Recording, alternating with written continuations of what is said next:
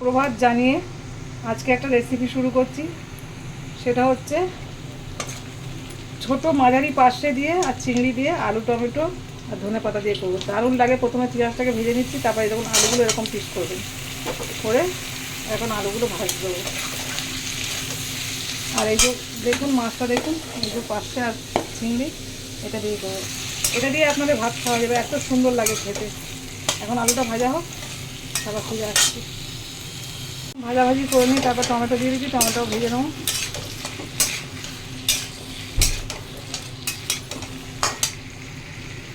এবার সামান্য একটু আদা রসুন বাটা দিচ্ছি, দিয়ে ভালো করে ভাজবো।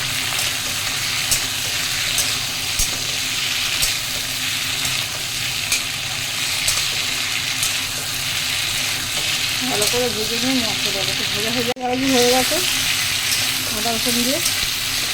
এবার আমি দেখুন আলুগুলো কত সুন্দর করে ভেজে নিয়েছি। এবার আমি হলুদ লঙ্কা দেবো, এই হলুদ। আর আমি তো একটা কাঁচা লঙ্কা দুটো কাঁচা লঙ্কা দেবো। এই মাছগুলো আপনারা শুধু পেঁয়াজ টমেটো দিয়ে ধনেপাতা দিয়ে করতে পারেন, কচু দিয়ে করতে পারেন, বেগুন আলু দিয়ে করতে পারেন। আমি আজকে আলু টমেটো দিয়ে করবো।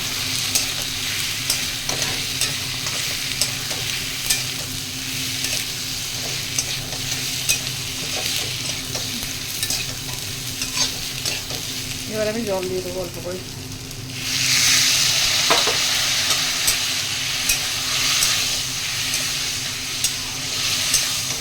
এটা জল মরলে পরে আবার জল দেবো। তরকারিটা ফুটে গেছে, এবার আমি আস্তে আস্তে মাছ আর চিংড়িটা দিয়ে দেবো।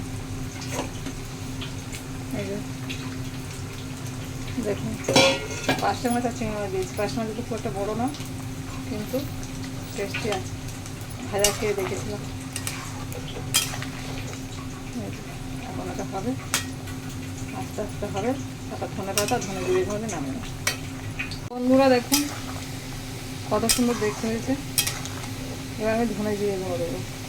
ধনে জিরে গুঁড়ো দিয়ে ফুটিয়ে আর একটু মারবো। মেরে নামাবার আগে ঠিক ধনেপাতা দিয়ে দেবো। মাংস ঢেলে খেতে হবে বন্ধুরা। জানি না মাংস দিয়ে ভাত খেতে আমার ভালো লাগে না, আমার অন্য অন্য তরকারি দিয়ে ভালো। মাংস আমি শুধু চাটনির মতো খাই, মাংসটাও অত মারতে পারি না। একটা দুটো হাড় ভালো লাগে চিবাতে, আর এক পিস দু পিস মটন হলেও বেশি ভালো লাগে। তা এইরকম পার্শে মাছের মাখা মাখা ঝোল দিয়ে ভাত খেতে খুব ভালো লাগে। আর একটু ঝোল মারবো, তারপরে ধনেপাতা দেবো আর একটু দেবো। এই যে এবার নামিয়ে নেবো, কারণ একটু ঝোল ঝোল না থাকলে ফিরে ভাত খাবে সবাই।